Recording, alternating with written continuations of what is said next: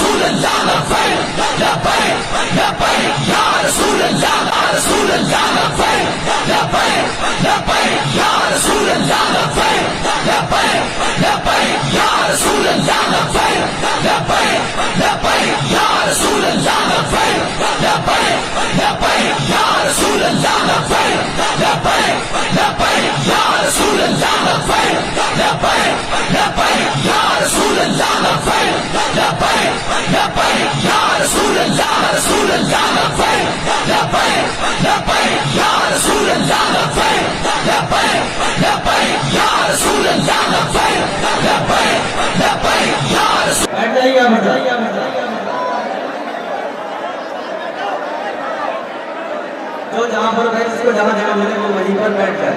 अरे भाई बैठ जाए, बैठ जाइए भाई।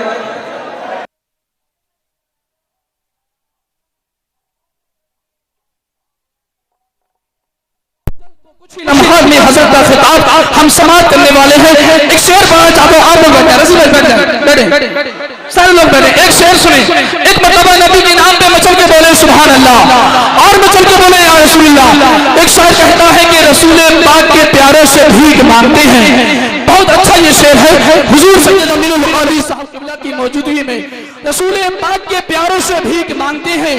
हम बेसहारे सहारों से भीख मांगते हैं।